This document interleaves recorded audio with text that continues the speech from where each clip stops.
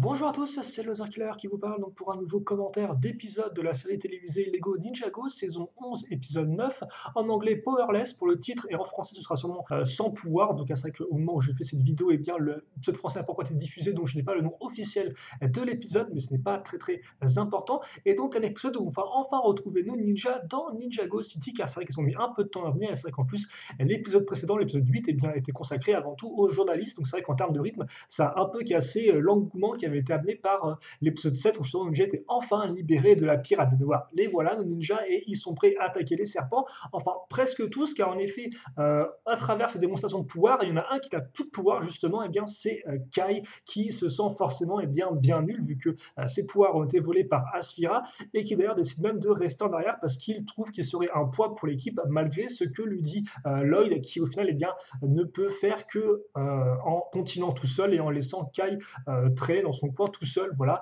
Kai d'ailleurs qui est rejoint par un jeune fan qui s'appelle Jack et qui veut son autographe, mais Kai n'a pas vraiment l'esprit à ça. Il lui dit qu'il n'a plus de pouvoir, donc il a abandonné entre guillemets ses amis, ce qui forcément énerve un peu Jack qui lui décide de suivre les ninjas forcément qui vont se rendre au muséum d'histoire naturelle, là où Asphira veut elle aussi se rendre pour récupérer le parchemin. C'est l'inspecteur général, enfin le commissaire plutôt des forces de police qui leur dit ça aux ninjas. Et donc justement, nos serpents qui eux sont arrivés avant les ninjas au musée et qui d'abord vont se rendre dans un espace consacré aux serpents, aux serpentines, excusez-moi, je vais y arriver. Et là, il n'y a pas vraiment de parchemin, mais Asphira, il trouve quelque chose d'autre, plutôt quelqu'un d'autre. Elle y trouve effectivement un autre serpent qui était enfin dans un sarcophage et qui se prénomme Char et qui visiblement est un peu le serviteur de Asphira. Alors Asphira, elle s'en fiche un peu complètement de lui, tandis que Char a l'air d'être complètement dévoué à sa cause. Donc le rapport, la relation tous les deux quand même est assez rigolote, je trouve. Et donc forcément, ce qui laisse un peu de temps aux ninjas qui les espionnaient pour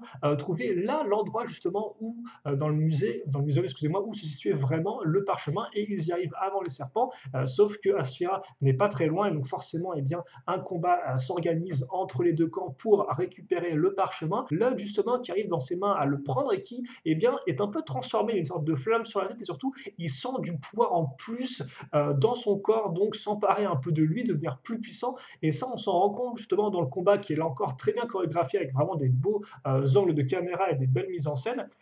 On voit des fois que Lloyd, quand il attaque avec le parchemin dans les mains, il fait beaucoup plus mal. Il arrive à carrément ouvrir un gros trou et tout. Hélas, cela ne suffit pas pour nos ninjas qui finissent par se faire battre malgré leurs efforts avec Asphira qui s'empare du parchemin et qui là justement devient vraiment très puissante. Elle refait un petit coup de spinjitzu enflammé et elle met quand même la misère directement à nos ninjas. Ils ne peuvent rien faire si ce n'est être laissés derrière et face à des gros serpents de feu. Mais là justement, Jake s'interpose entre les serpents de feu et le ninja et Kai arrive lui aussi qui suivait Jake et donc déclenche l'alarme incendie, ce qui permet à Zane de glacer ensuite donc de détruire les serpents.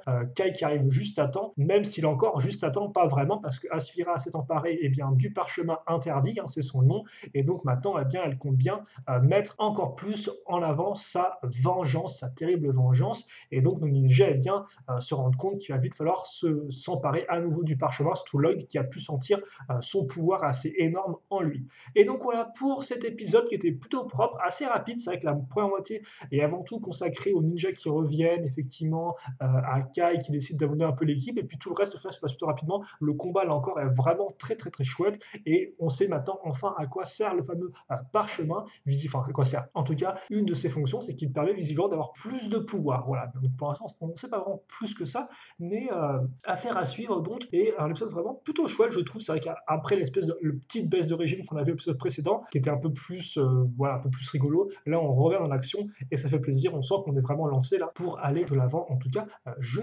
l'espère. Voilà. Et donc nous, on va se quitter là-dessus pour cet épisode. Je n'ai pas grand-chose de plus à dire. C'était cool. Je voulais peut-être revenir sur un petit élément que je t'avais mentionné, les gros serpents de feu qui arrivent donc effectivement sous forme un peu de grosses boules de feu. C'est vrai que je me disais d'où est-ce que ça vient, mais en fait non, ça vient effectivement d'Asphira parce qu'on a vu que c'est un peu une sorte de sorcière serpentine. Et quand effectivement dans l'épisode 5, je crois, elle sort enfin de la pyramide, elle fait une sorte d'invocation en effet qui enclenche le phénomène un peu de volcan de la pyramide, mais surtout qui fait sortir des grosses boules de feu. Donc oui, ça vient bien de son pouvoir effectivement, je suppose, de faire sortir des sortes de grosses boules de feu serpent qui ensuite s'écrasent. Et d'ailleurs c'est plutôt cool parce que c'est vrai que cette espèce de côté un peu météorite qui s'écrase sur la ville de Ninjago City, c'est très visuel et ça rend vraiment l'invasion vraiment impressionnante par rapport à d'autres invasions qu'on a pu avoir de grands méchants par le passé. Donc vraiment, là encore, plutôt chouette comme pouvoir et plutôt effectif en termes d'imaginaire. En tout cas, nous, on va se quitter là-dessus définitivement et on va, forcément, définitivement, on va quand même se retrouver pour l'épisode plus tard, hein. En attendant, questions, commentaires, allez-y. Et puis pour le reste, passez une bonne journée, une bonne soirée,